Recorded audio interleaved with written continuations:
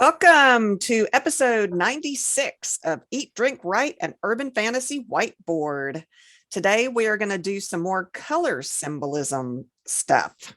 Yes, which we've done a little bit before, yeah. I think we just did yellow, as that's the only one I could remember. I think so. I think that's right. And today, we're going to do blue and green. Yes, good colors. I mean, they're all good colors, I guess, but whatever. I love colors. So, how was your week? Week was pretty good. So I guess we had a Halloween. Mhm. So I went to your house to Mhm. see you and Dad and the little sisters and had some good Halloween food and good Halloween drinks and all that jazz. And then on Halloween itself, I went to a friend's house and we had a little party there and handed out candy to kids walking around the neighborhood. So that was fun. That is fun. We didn't get a single trick-or-treater. Oh, boo. We got like 3 or 4 or so. So Okay. we got a few of them. Okay. And then let's see. I think that's about it. It's now November, and I'm sure we're both going to talk a little bit about NaNoWriMo, but I did my goal this month is 1,000 words a day, and I went a little crazy today and did 16.99. So Nice. All yeah. right. That's good. Yeah, my week, I don't remember last week, but the weekend was fun with the party and the food and all that good stuff. And then I'm in chaos court this whole week. Yeah. So I have a headache, but Fair. I also wrote today for NaNoWriMo. I wrote about 1496 words, which is amazing because I was in court. So yeah, I was able to get some done in there. So that's awesome. I'm so excited about this book. It's coming. Yeah, So. congrats. I know it's been a very long time since you've actually had time to sit down and write. And obviously you didn't have too much time to sit down and write today, but like that's wonderful. Yeah, and I've realized it's definitely a skill that you need to work on, and I'm a little rusty, so I'm not super happy with some of it. Some of it I like the foreshadowing bit. I was like, oh, that's so clever. I was so proud. And then I loved it. Yeah. So, and then some of it I'm like, that's not a good sentence, but I couldn't figure out how to redo it. So I just left it, that's the point of NaNoWriMo. We're not making the great American novel in November of 2021. Right. Your sand in the sandbox analogy is absolutely. Yeah, for sure. I mean, I did the same thing. I have sentences that I wrote today where I was like, well, I don't care. I'll come back, and I'm planning to rewrite this book anyway, so I might as well just get the story down so that I can rewrite it better later. So yeah, definitely. Yeah, it's definitely a good habit to remind yourself of that as you're writing. I'm so excited. It's been so long since I've written. Yeah. It feels really good. Good. And very now good. She's absolutely talking to me now, and I think she's hilarious. They get annoying though, don't they? Yeah. Yeah. Especially when you're in court and you don't have time to listen to her talk. Yes. So I have jokes. Oh, yes. Hit me with some jokes. So wait. What did we forget? What are you reading? What are you reading and drinking? I'm drinking a Bloody Mary. Oh, lovely. Yeah, and it's already half gone. Listen, that bodes well for the episode. Yeah, I have no idea what we're going to eat though. Oh, fair enough. It's right after work, so I don't know. Yeah, I'm drinking tea with some almond milk, and that's pretty good. My brain needed a little boost me after writing so much today and doing work today, and I'm sure yours did too, which is why you're doing a Bloody Mary. Yeah, I needed something stronger than caffeine. Fair enough. And then my girlfriend is still at work, so I'm not quite sure what we're going to do for dinner yet, but I did buy steaks, so probably that. Wow, my mouth is watering. I bought some New York strips. So wow, that sounds fabulous. Let's see, it's 45 minutes to your house. I'll be there shortly. Oh. Yeah, absolutely. Okay. Come on. Jokes. Yes, jokes. Now jokes. These are color jokes. So what fruit always feels depressed? Which one? A blueberry. Oh, it's blue. I gotcha. Jack is a lovable man with a colorful personality. He is a great hue man. A Hue man. human. Ha ha ha ha ha. I played paintball and shot a guy. He died, DYED, on impact. Yes, of course, of course. So yeah, those were a little bit lame, but A little bit cheesy. cheesy, like yellow. Okay. That. Oh, bless. That one was worse, but ha ha ha ha ha ha. Okay, start us off with color symbolism. All right. Yeah. So like we said before, I think we've done an episode before, like at least one with the color yellow. But just to kind of reiterate what color symbolism is and like why we care about it. It's the concept of using color as a way to give readers an understanding of characters, places, events, ideas within a story, basically anything that you would want to get across a deeper meaning with, you could do by using color. So you can do this by using imagery and by adding colors into your scenes. It invokes different types of thoughts and feelings, essentially. Yes. And so today we're doing blue and green, but if you want to listen to our yellow episode, it was mini episode 10, which we recorded on October 9th, 2020. Wow, it's been over a year since we did our episode. Yeah. Very nice. So you can go check that out if you want to use yellow in your novel. Yeah, that's awesome. So why would we care to use color symbolism in our story? Most people associate colors with certain emotions, like red for danger or warnings, like think of stop signs and yield signs and the red light and all that. Yeah, I mean, vision is like one of our most important senses out of the 5. We use our eyes to interact with the world around us every day. I mean, so unsurprisingly, colors reveal a vast universe of beauty and meaning that you can put into your books. Absolutely. Yeah, that's a really good way of putting it. It's a good way also to add like undertones or tone in general to your story without having to explicitly state it. Like, oh, you should be feeling sad right now. You can use the color blue to make, things a little bit more melancholy. Color is an essential tool in storytelling. We use it all the time just in terms of what color was the shirt that he was wearing? What color was the house that you're walking into? What color was what color were the leaves on the trees? Like what, that tells you what the setting is, what time of year it is, like that kind of thing. And even with your character, you pick the color of their eyes and the color of their hair. All of those might mean something depending on what you're trying to get across. Absolutely. Yeah. So color is a really, really good way of infusing meaning into your writing and creating a richer reader experience, like a great experience for your readers as they're going through your story. Yes, but you should be aware of social and cultural connections between colors and feelings. Like in China, the color of mourning is white, whereas, here in the United States, it's black. So, be aware of your audience for one thing, be aware of cultural meanings for another thing, so basically as writers, we can use colors to manipulate our readers. I mean, it is a fun and sometimes devious way to lead our readers without being super obvious. Absolutely. So, and any dab of color, however mundane, can add a splash of life to your description. So like, think of throwing out the word copper. I mean, that just instantly evokes something within your reader. Several things at once, actually, because even like say you do use the color copper, that not only comes along with the color itself that you can envison, but the taste of copper, like that metallic taste and that kind of thing. It's kind of the smell. Wet copper has a smell. Definitely. So I think by using color, even if you're not trying to, get across the taste of it, like your character's not tasting a piece of copper, maybe, you can still get across those feelings that come along with it by using those other senses and knowing that copper does taste that way. Definitely. That's a good point. Yeah. You can use colors to signal character personalities. You might even associate a color with a particular character. Definitely. I know I do. Guilty. Yes. 100%. Yeah.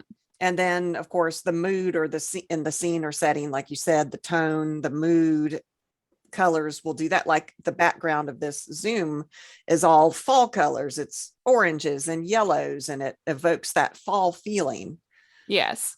So definitely you can use colors to get across all kinds of feelings and thoughts and evoke that in your reader. And meanings. Yeah, exactly. Mm-hmm. So we said earlier, I believe, that we're going to talk about two different colors, so green and blue.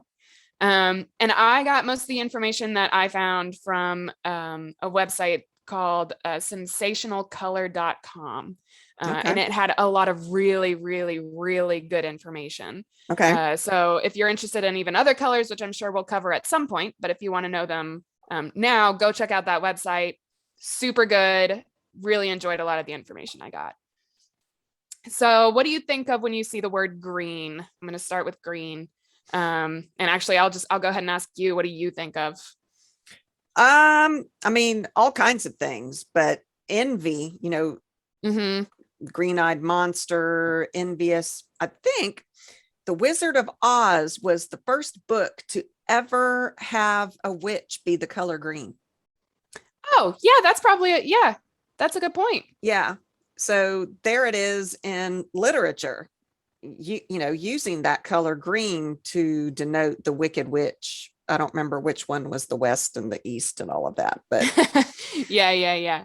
but yeah. No, that's awesome. Yeah, I think of, trees, plants, grass, Oh yeah, nature. growing things, Yeah. nature. Yes. But I also think of, poison, radiation. A lot of the buttons in World of Warcraft that deal with demonic energy or evil energy is green.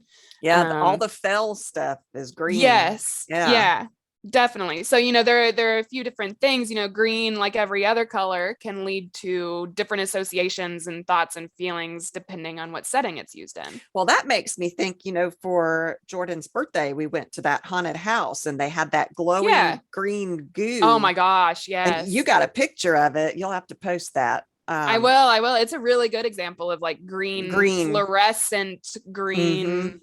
Mm-hmm. Being color. Toxic as opposed to, life, like right. Yeah. Used as a spooky thing instead of a nice, refreshing, growing thing. Yeah. But also, so like tailgating off of that, couldn't think of the right word there. Think of how many different kinds. What are you laughing at me? I want to go tailgating. I'm ready to tailgate. Listen. All right. But like, think of how many different kinds of greens there are. You've got the Granny Smith apple, the lime green, forest green, neon green. Mm-hmm. There are just so many different shades of green that you can use throughout a story that can shape exactly what you want your reader to experience and feel in that scene.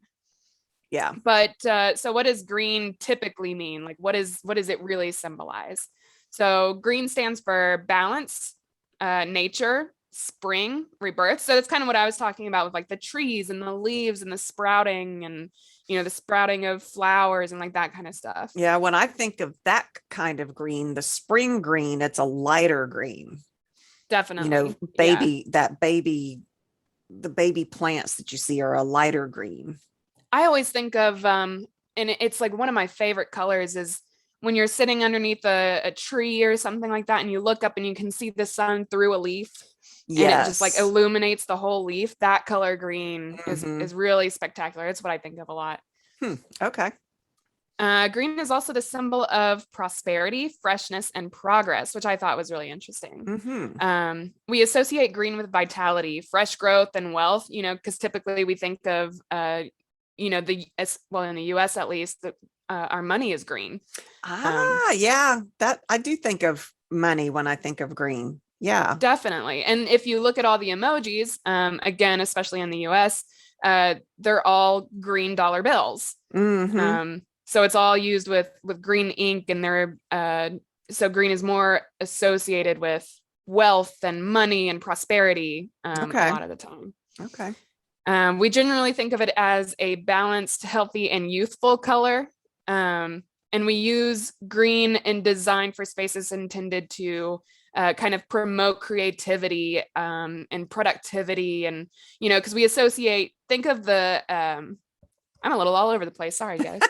Um, but think of the phrase, okay, that project has a green light, oh, you're good to Yeah. go. You're Yeah. good to even green light, like real green lights, you're okay, go, you're good to Yeah. go.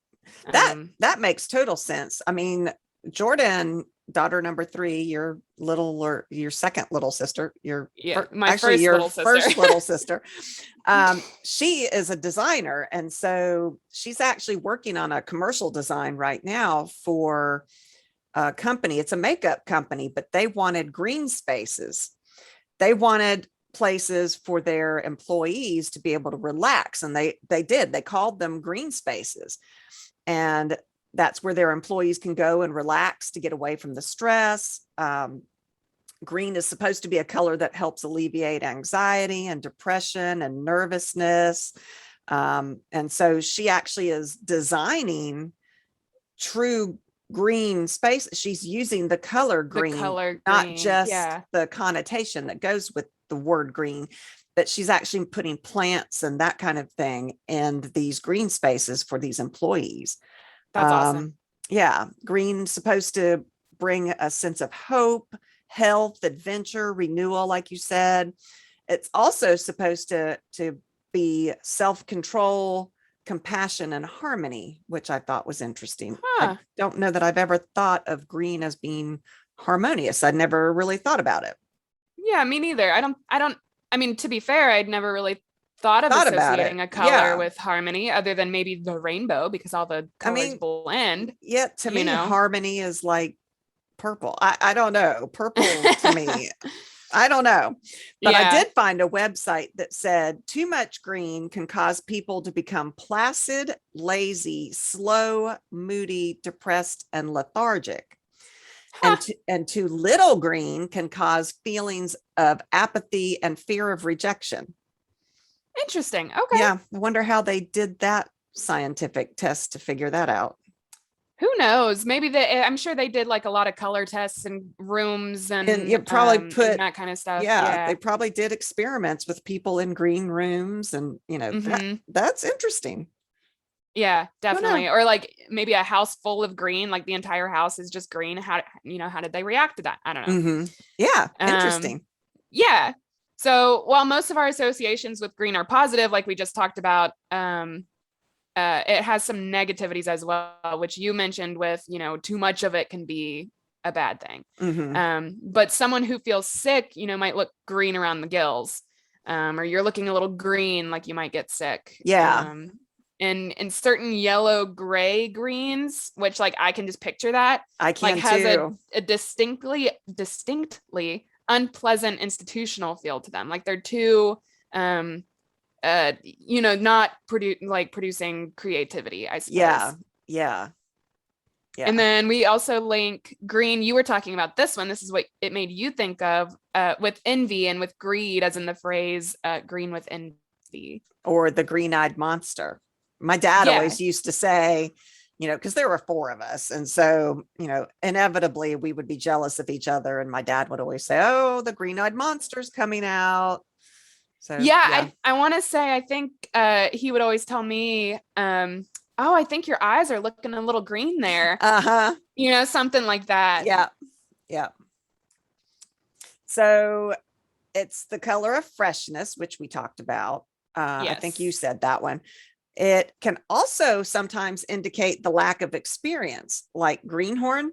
Mm-hmm. Yeah, he's a Oh, greenhorn. that's true. That's a really, like he's a little green, like give him some Yeah, time, he's a little green. Yeah, Interesting. I didn't even remember that until I did this research. In Yeah. heraldry, like with a coat of arms, Yeah. it indicates growth and hope. Okay. Dark green is the one that's associated with money, greed, and jealousy. Although to me, light green is also greed and jealousy to me.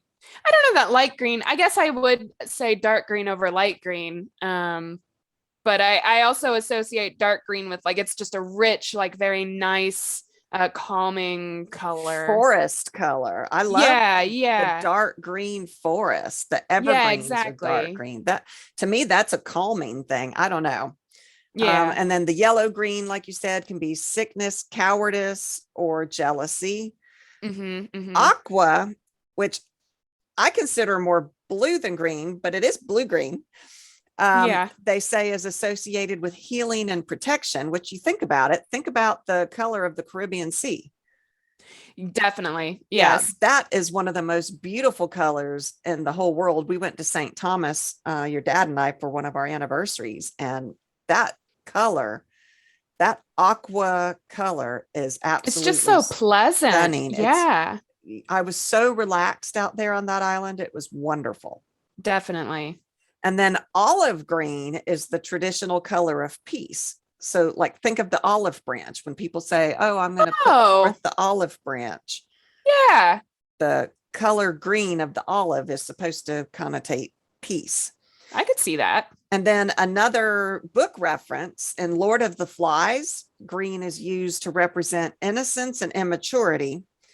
So the children on the island are innocent, and they're also surrounded by that nature, which has all the greenery in it. All the green. Yeah, Yeah. absolutely. That's a good example. Mm-hmm. I also found that the green is actually the color of the heart chakra, also known Huh. as anahata. I might be saying that wrong. Sorry about it. This chakra is located at the center of the chest area and is linked to the entire torso space. You know, like the heart, the lungs, the circulatory system, the cardiac plexus, all the important, stuff that's like housed by your rib cage, Okay. essentially. Okay. So this heart chakra bridges the gap between the physical and spiritual worlds, and opening this chakra allows a person to love more, empathize, and feel compassion. And so I Interesting. know you had mentioned earlier that compassion was also one of the symbologies for green. Is So symbology a word? I have no idea. Maybe Hey, we're symbolism. writers. We can make up words all we want. It might be. It's wombology, wumbo. Isn't that SpongeBob? See? Okay. There you go. Uh, but yeah, so what happens to your body in the presence of green? And I found these physical effects of, what it actually does to the brain when you're looking at the color green and when you're around the color green. And I thought it was super cool because I am Okay. a scientist and I'm a neuroscientist. So super neat. Okay. But your pituitary gland is stimulated, so your muscles become more relaxed, your blood histamine levels increase, which leads to a decrease in allergy symptoms Huh. and dilated blood vessels, aiding in smoother muscle contractions. How cool is Interesting. that? That is so cool. Right? So, green is calming and stress relieving and a bit paradoxically invigorating. It's been shown to improve reading ability and creativity. And do you remember when Jordan was struggling with her reading Yes. issues, they told her to put on green glasses? Yeah, we actually started with green overlays. Yeah. She has a visual disability where she looks at a page, and instead of seeing the words in horizontal lines, they're just jumbled all over the page. And so when we put a green overlay on the page, it helped her eyes see straight Yes. lines. And eventually, you can't have overlays everywhere. So we got her glasses with tinted green, because then she could be like a normal kid in class. That stigma of being a disabled kid or whatever. And I mean, she had one doctor tell her she was dumb. Yeah, we went and had her Yeah. tested for dyslexia because we knew there was something wrong visually. And he's like, "Oh, no, it's not dyslexia or anything. She's just not very bright." I was like, "Well, fuck you too." Good I grief. mean, she Yeah. is super smart. All four of my kids are super smart. And Yeah. so, yeah, we then had this tutor that was helping her, and she said that her son had this same visual disorder. And she said, green is the color Green that helps helps. that. And so that was what we did. And she's been fine ever since. Yeah. No, it's awesome. Yeah. Um, which I think is just super cool that like colors can change that much and help that much and mean that much. Yeah. That's crazy. I mean, so I suppose if you're writing a book and you want to use the color green, say your theme is wealth. Mm-hmm. So you might want to incorporate green intentionally into the scenes to evoke that imagery all the way through your book. Yeah, absolutely. Or maybe it's tied to one character. that's Mm-hmm. associated with that color. Use that color in scenes with that character, which I think is really cool. I think that's a really great way to be subtle about like making your reader, like you said earlier, manipulate your reader into thinking or having these tones just forced on them, Yeah, essentially. because it is not obvious. I love that. Right. And okay, so thinking of the character, if you want to show a character arc, change the colors used and associated with those scenes as the character changes. So maybe you're going from green to black or from green to white, or whatever color you're going from to, you can use colors in your descriptions in those scenes to lead your reader deviously into those change. I think that's the coolest thing. Absolutely. I think that's awesome. That's a really good point. And I feel like that would be something, you can obviously keep it in mind as you're writing your first draft, but I feel like that's something to go back on revision I think so and too. add in, Mm-hmm. oh, well, this color symbolizes this. And that's where they are at the beginning of their journey. So I'm going to use Mm-hmm. this color more towards the beginning of my novel. Yeah, definitely. Versus as they change, now a new color might be more symbolic for them, and you can start using that color. That's Mm-hmm. awesome. That's a really good point. If you think of the rags to riches stories, you can start off with the browns and end up with the purples, because Or the purple is, greens. royalty or money, like you said, green. So Right. yeah, it is so cool to think of and incorporating that into your scenes as the Yeah, character arc changes. absolutely. That's a really good suggestion. Yeah. So that's all I've got on green, but next we have blue. Mm-hmm. So what do you think of when you see the word blue? I usually think of water, and I don't know why, because Yeah. water's actually clear. I mean, at least Yeah, a lot of the time. tap Yeah. water is clear, but it Yeah. makes me think of water. Absolutely. Yeah, water, cleanliness, the baby blue, blue skies. It also makes me think of rain, and I guess that's the Oh water yeah, thing. yeah. But it also makes me think of sadness. So, there again, Mm, there are many things that you can associate with this color blue. mm-hmm, There are also like a ton of different shades. You're gonna have that with every color, obviously, but like the mm-hmm. dark blue, the sky blue, robin's egg blue, denim blue, so our clothes, electric blue, navy blue, That etc. makes me think of an X-Files episode. It was called Cerulean Blue, Oh, and in that X-File episode, there was a person who had a tumor, actually is what it turned out to be, that was causing their ability to do these things, but they could make someone see whatever they wanted them to see. And I remember they made this truck driver see cerulean blue, or so it blended in with the sky. yeah.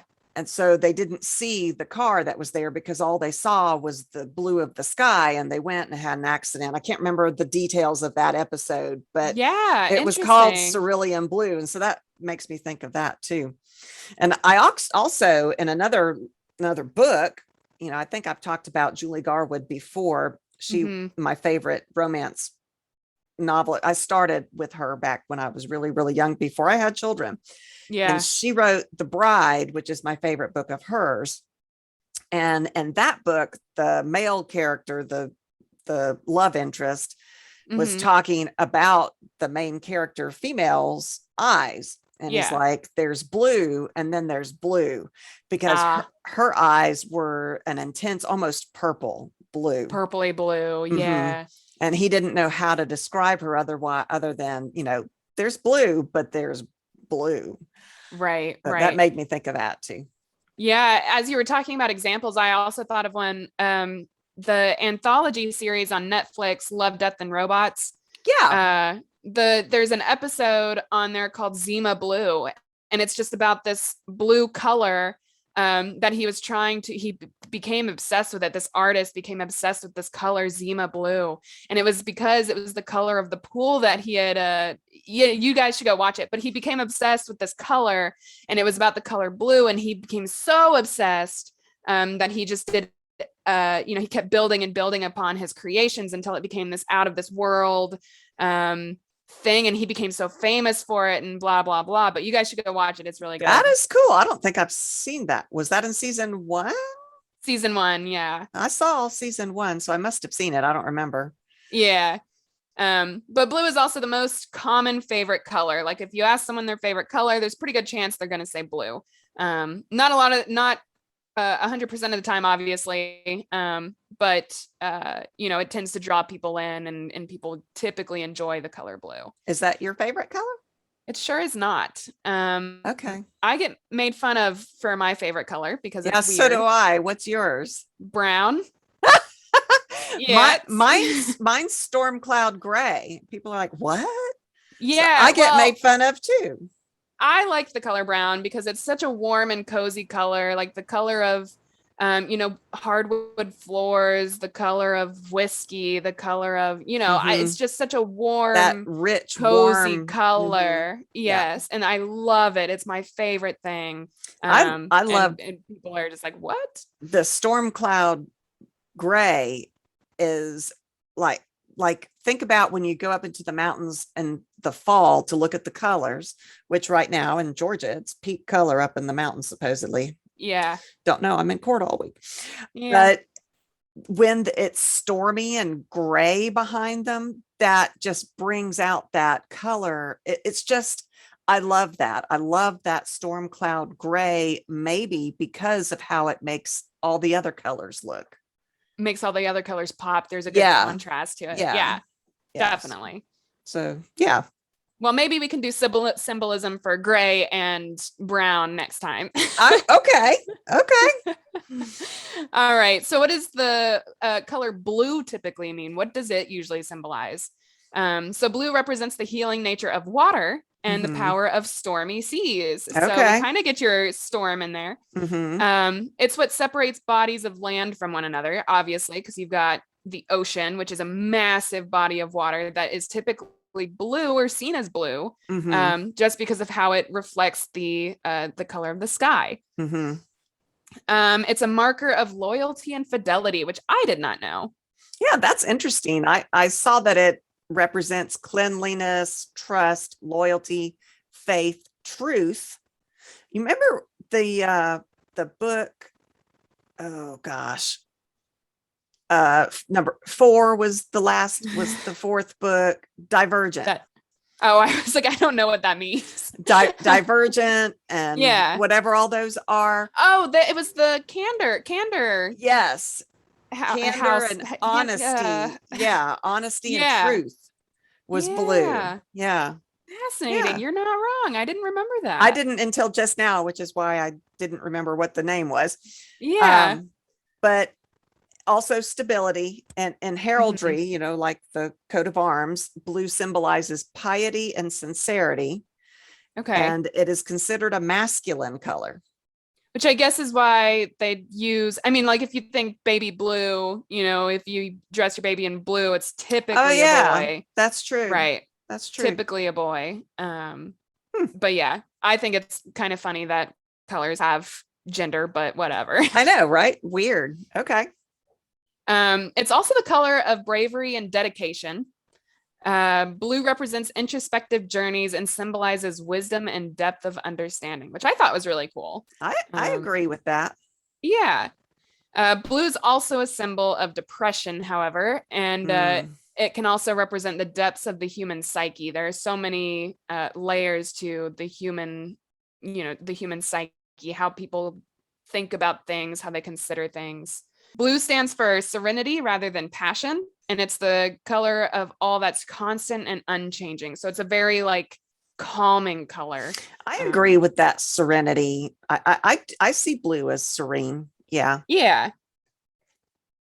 Yeah, definitely. And then you were talking about aqua under green, but I have some stuff for aqua under blue, and it's actually the same thing that I was thinking of. The aqua and turquoise found in the Caribbean waters typically engender positive feelings. So exactly what we were talking about for green. How can you not have positive feelings when you're in the Caribbean? I mean, true. Come on.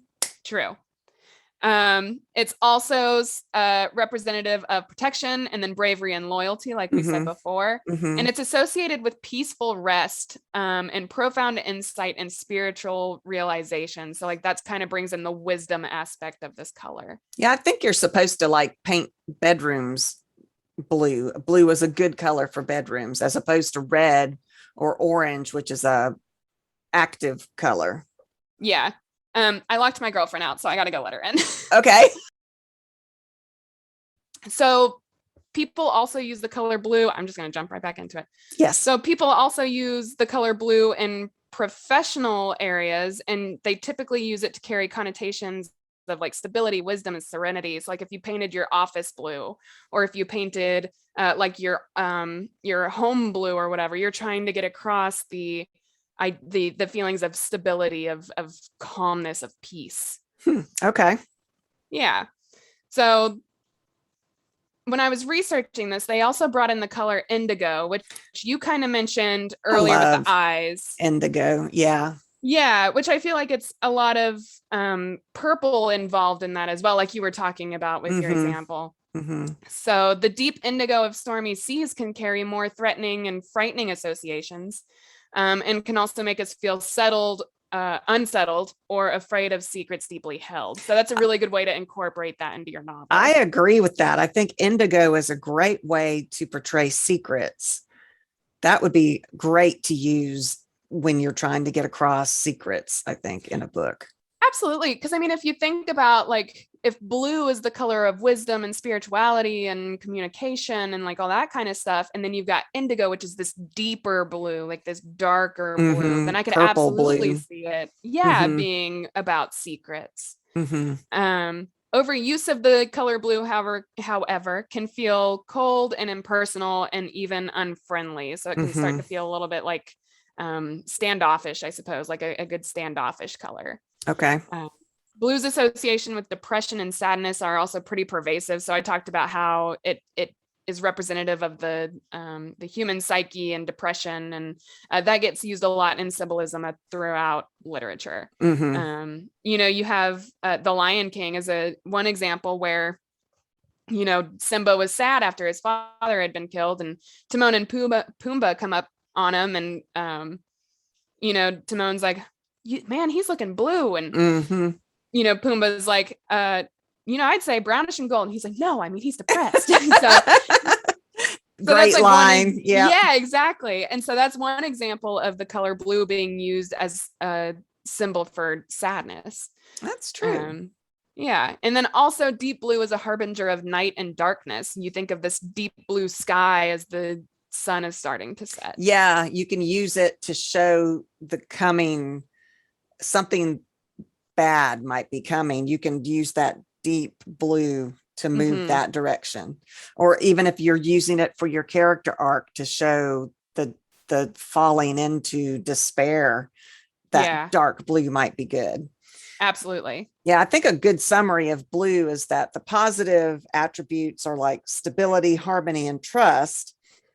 The sea and the sky, all things heavenly. Yeah. The negative, like you said, depression and coldness. And then think of these idioms: true blue, which means loyal. Oh, that's true. That's a good example. And then, like you said, the blues, feeling depression, and the music, the blues. The music, yes. Definitely.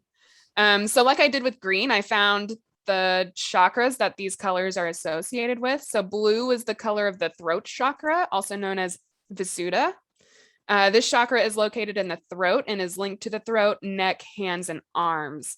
It's connected with speech and hearing and encourages spiritual communication. So, self-reflection, wisdom, that kind of stuff. Okay.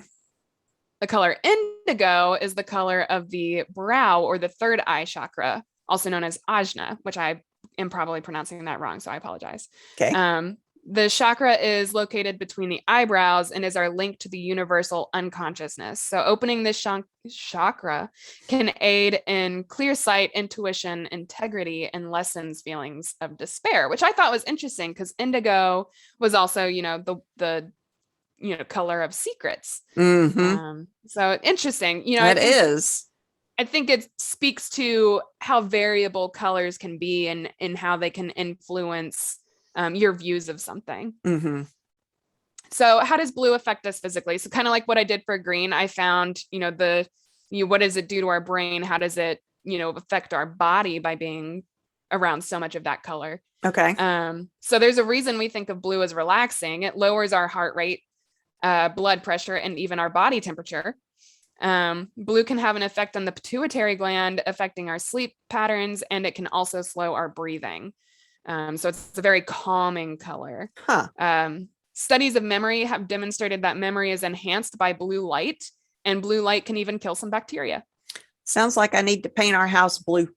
But don't do too much because then it'll be cold. That's true. Maybe just the bedroom. There you go. Now, have you ever heard of something called blue comedy? I have not. It is a humorous entertainment that ranges from bordering on indelicacy all the way to gross indecency. It's like there's another word for it, but I can't think of it right now. Blue comedy is referred to as bawdiness or being bawdy, which I thought was funny. BAWDY, body. Yeah, not BODY. BODY. Yeah, it's there's another word for it. It starts with an R and I can't remember of it. It used to be on vaudeville, or they would go on stage and this body BAWDY comedy that was kind of raunchy. That's another word for it, but it's called blue comedy, which I thought was interesting. Mm-hmm. I wonder why. I wonder how it started becoming called blue comedy. That's interesting. I don't know, but there are the blue laws that were passed that were supposed to be morality laws, like no drinking and all of that. So I'm wondering if it was a play on that because it was indecent, That's true. That's a really good point. Mm-hmm. Okay. Yeah, I don't know. Yeah. Fascinating. That's all I have for both of those colors. Me too. Awesome. I do have an interview question for you really quick. Okay. Can you think of a time that you've used the colors green or blue when you're writing? And it's a very specific question, but I figured it was a good one. So not on purpose. Yeah. Being a pantser, I'm not that ingenious when it comes to that. But what I did do after I talked to you today was I went and searched in freaking fairies for the word green. Oh, okay. And I found that I associate that word green with the fae all the way through the book. I had no idea. Interesting. And the blue color I associated with Beck. So humanity versus fae. Well, and then also think about, if green is the color of, it's invigorating and exciting, and then blue is calm, think of your fairies. They're nutcases, and very high energy, and Beck is the one who's like, okay, hold on, wait, let's hang on a second. yeah That's awesome. So, that's really isn't that funny? I had no idea. I was like, well, let's search it and see. So that is super funny. Interesting. What about you? Let's see. So I for my MacBook, she uses illusions a lot. And she uses a lot of water illusions. She does. So a lot of blues, but she also uses a lot of just nature illusions in general. So a lot of green. So she gets both of those. Okay. Quite a bit. And then I was trying to think, in Louis and Delaney, Oris is color. So I'm not going to explain too much about what that means, but each character has a color in Delaney's eyes, and his color is navy blue. So this very deep, dark blue. Yeah. Secrets. Yeah, exactly. And going to the mysterious. Yeah. That's perfect. Exactly. And I did think about colors. I think about colors a lot with that book, specifically because of color symbolism and what each color would mean for the character. I wondered if you had done that on purpose. Yes. Yeah. Okay. And because Delaney is yellow, and I think Louis is a light purple. Is what she is. So all right. Interesting. Yeah. So Oh, I've also got a sentence challenge for you guys who are interested in participating in that. So what the sentence challenge is I give you the sentence and you use it somewhere in a piece of work that either you're working on or you create a new work. It's essentially a sentence prompt, but you have to use the sentence somewhere in your work.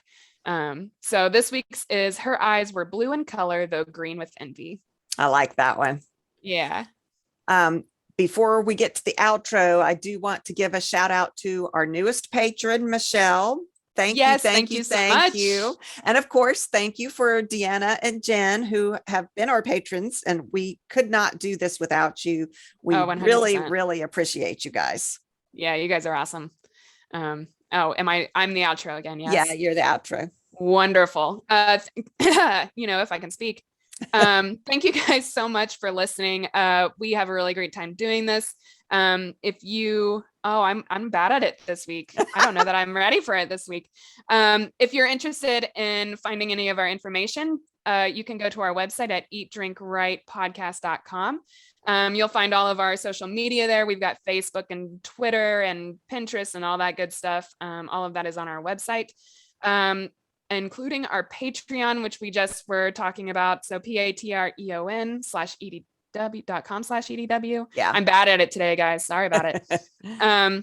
But the best way to get into contact with us is by our email. So eat.drink.write.podcast@gmail.com. So we would love to read your sentence challenges. We'd love to read any excerpts that you want to send us. We'd love to discuss writing. We love hearing from you guys. I know we really enjoy reading all of your YouTube comments and all of that jazz. Mm-hmm. So I'm really excited to hear what you guys are doing for NaNoWriMo month. Yeah. I want to hear how you all are doing. So. Absolutely. Yeah. Let us know. We would love to discuss. We obviously enjoy talking. So, but thank you guys for listening. And we'll see you next week. See you next week.